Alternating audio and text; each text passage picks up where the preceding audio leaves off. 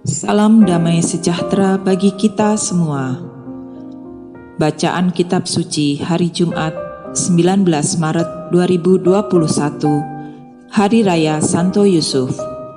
Pembacaan dari Kitab 2 Samuel, bab 7, ayat 4 sampai dengan 5a, dilanjutkan dengan ayat 12 sampai dengan 14a, dan dilanjutkan dengan ayat 16. Tetapi pada malam itu juga datanglah firman Tuhan kepada Natan demikian. Pergilah, katakanlah kepada hambaku Daud, beginilah firman Tuhan, masakan engkau yang mendirikan rumah bagiku untuk kudiami? Apabila umurmu sudah genap dan engkau telah mendapat perhentian bersama-sama dengan nenek moyangmu, maka aku akan membangkitkan keturunanmu, yang kemudian anak kandungmu, dan aku akan mengokohkan kerajaannya. Dialah yang akan mendirikan rumah bagi namaku, dan aku akan mengokohkan tahta kerajaannya untuk selama-lamanya. Aku akan menjadi bapanya, dan ia akan menjadi anakku. Apabila ia melakukan kesalahan, maka aku akan menghukum dia dengan rotan yang dipakai orang dan dengan pukulan yang diberikan anak-anak manusia. Keluarga dan kerajaanmu akan kokoh untuk selama-lamanya di hadapanku. Tahtamu akan kokoh untuk selama-lamanya. Demikianlah sabda Tuhan. Syukur kepada Allah. Bacaan kedua dari surat Paulus kepada jemaat di Roma, bab 4 ayat 13, dilanjutkan dengan ayat 16 sampai dengan 18, dan dilanjutkan dengan ayat 22.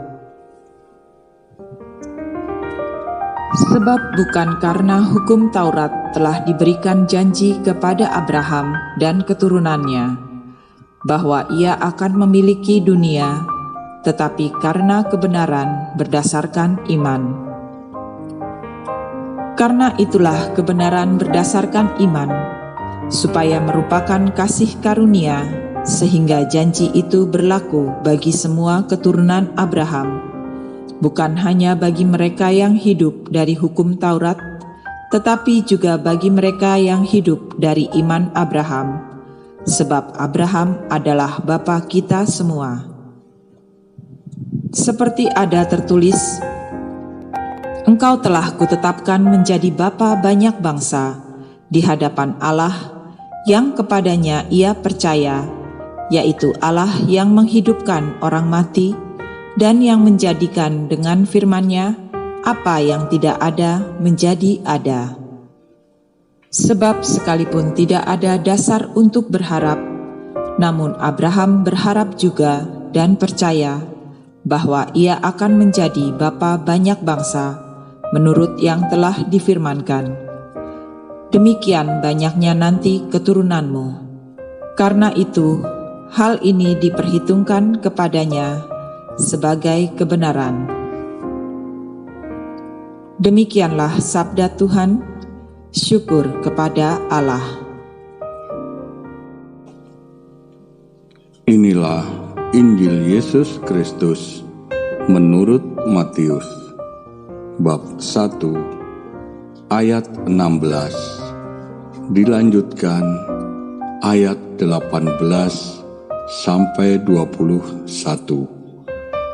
Dilanjutkan dengan ayat 24a.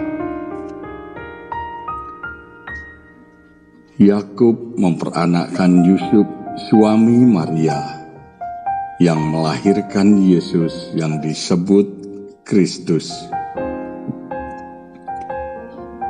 Kelahiran Yesus Kristus adalah seperti berikut.